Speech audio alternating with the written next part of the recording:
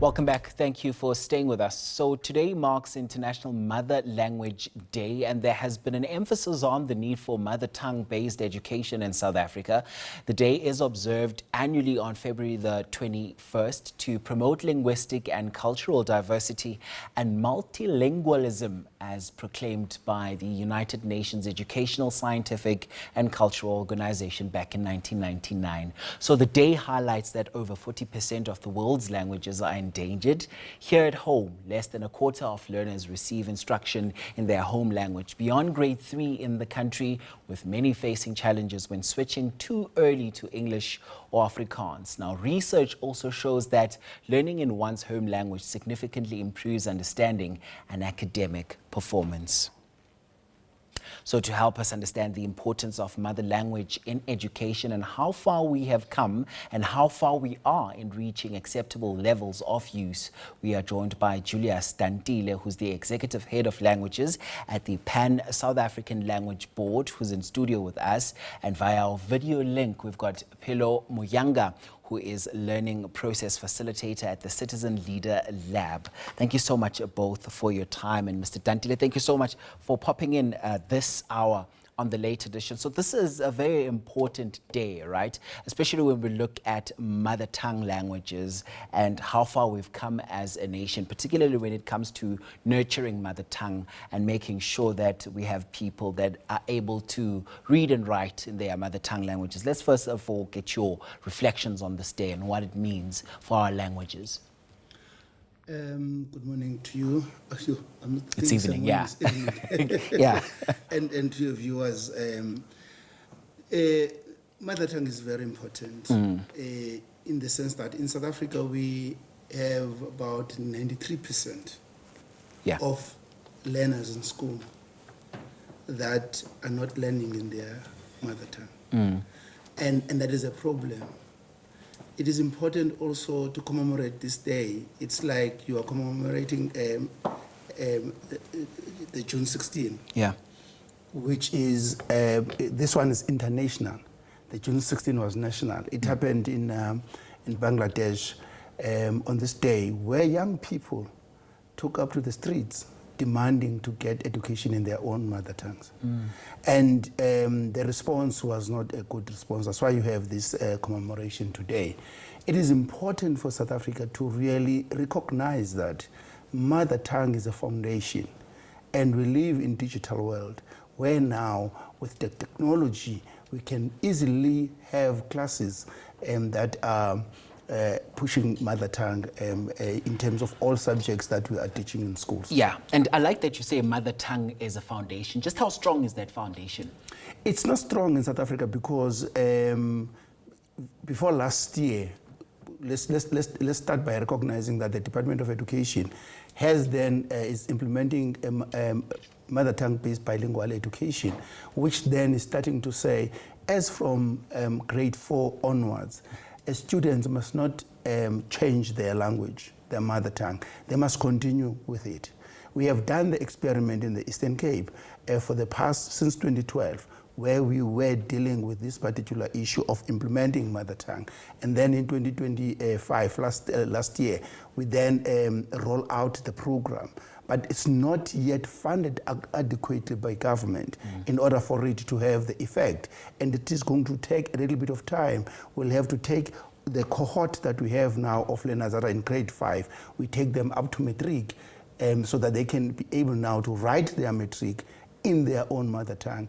And people must understand that we are not saying that we should do away with English. No, they will learn in their mother tongue with English or Afrikaans as a subject, so that they can be multilingual. And that's what we are pushing for in this country. Yeah, and Ms. Muyanga, let's bring you in to the conversation. You know, the numbers are staggering and they're concerning somewhat, because currently less than a quarter of learners receive instruction in their home language and beyond grade 3 in the country, which, you know, with many facing challenges when it comes to switching too early to English or Afrikaans. Just talk to us about what this signals. Are we striking the right chords when it comes to making sure that we drive this message across, especially when it comes to laying the foundations on mother tongue? Thank you very much for the opportunity to be here today. I think some work is being done, but looking at the stats, I think more work still needs to be done, because if learners learn in their own language, they gain more understanding of what they're being taught, because we're not just teaching our children just for the sake of teaching them. We're teaching them to understand, and also being taught in their own language gives them the dignity of knowing that their language is being valued, and they feel that their identity is being respected as well. And they participate with confidence as well if they're being taught in their own language. So I feel that more work still needs to be done. And days like this remind us of how much we still need to go. Yeah, and also this then automatically moves the conversations to what are we doing, because this will take all hands on deck to ensure that we achieve all of these goals that we talk about, in the future, especially when we look at research and what it points to at this moment, that learning in one's home language also significantly improves understanding and academic performance. Then this automatically takes it back to our households, because I know there are some homes where, when a child cannot speak their mother tongue, for instance, you'd hear that, a child must only be able to speak English. My child only speaks English. My child can only articulate themselves in English. And they take pride in that, which is where the problem sometimes also lies with the parents themselves and in the household. Just where do we start, especially when it comes to having these conversations in the household? I think this is a conversation that needs to be had with like everyone involved in children's lives. It's not just the children that can do it themselves, it's the adults in the children's lives. It's the leaders in their lives, which means that the people that lead schools, the leaders in schools, but it's also the parents at home. For example, I have a godson. His mom makes sure that he's doing grade 4, weekends are for isiZulu or isiXhosa. And then during the week, we speak English. So there has to be an effort as well to preserve our language from the parent side. So it's a joint effort. The teachers at school can't do it on their own. The parents at home can't do it on their own. If we want to see a difference when it comes to this particular issue, we have to work well together, because we don't want to see our languages disappearing, just like the research is showing us. So it's a joint effort from both sides. It has to, we all have to work together to make it happen. Yeah, and Mr. Dantita, this also speaks to what needs to be done. I'm sure this also needs some sort of a multi-sectoral approach in a way. I mean, I've seen you, in over several panels over the years trying to drive the message across to say that it's important that we recognize our mother tongue languages, but also just use them as mediums of instructions as well.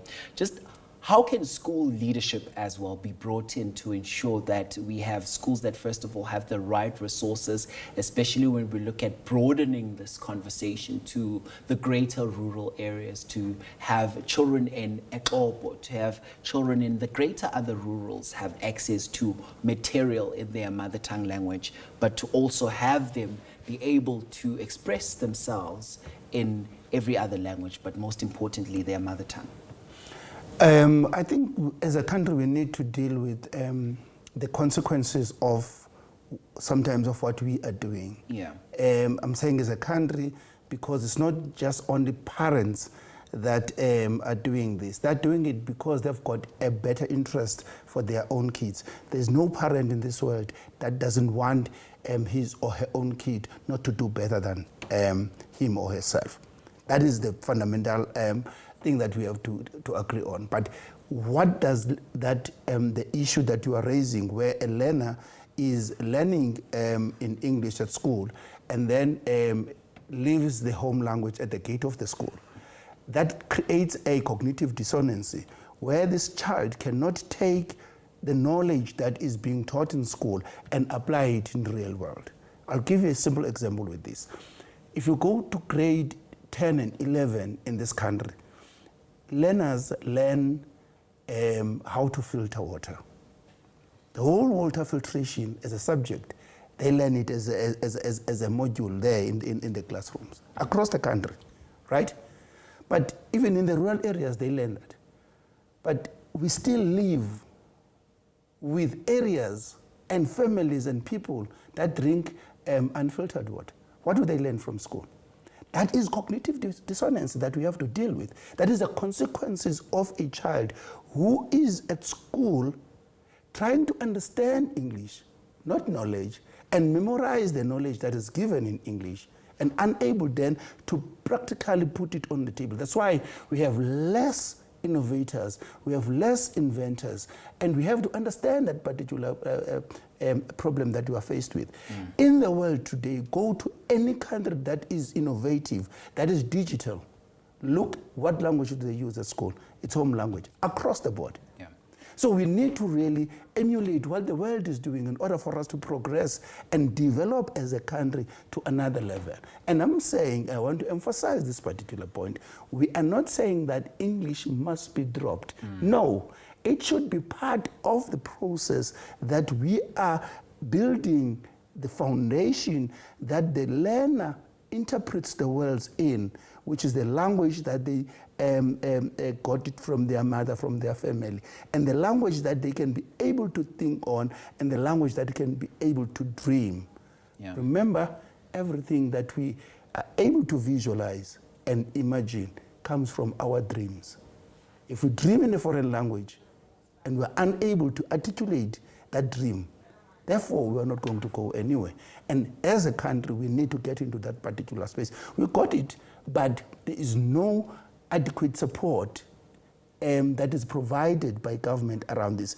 I like it when you're saying it's a multi-sectoral situation, because we need also to bring socio-economic mobility through our languages. Yeah. I always also give an example and say, go to any food production level in this country, even a farm. There's no farm that runs in English. Minimal farms are running Afrikaans. Across the board, farms in this country are running in our own languages. If we are able to produce our own food in our own languages, why then we don't take that up to higher levels? So we need then to have this value chain created for our own languages. And lastly, I'm saying, if you go to the supermarkets, nobody goes into any shops and buy in English and transact in English. We transact in our own languages. Why then our schools have then to not use these languages that we are transacting in? So business, even the basic, which is shelter and food, basic needs of human beings, we cover them in our own languages. All right, listen, I wish we had so much more time to unpack, because there are so many other initiatives, such as your Nalibali as well, that are making inroads within the sector. But unfortunately, we've ran out of time. I must thank you so much. Pelo Muyanga is Learning Process Facilitator at Citizen Leader Lab, joining us there on our video link. Thanks so much for your time and insights, as well as Julia Stantile, who's the Executive Head of Languages at the Pan South African Language Board, PanSALB. Thank you so much, both, for your time and insights on the program. Much appreciated.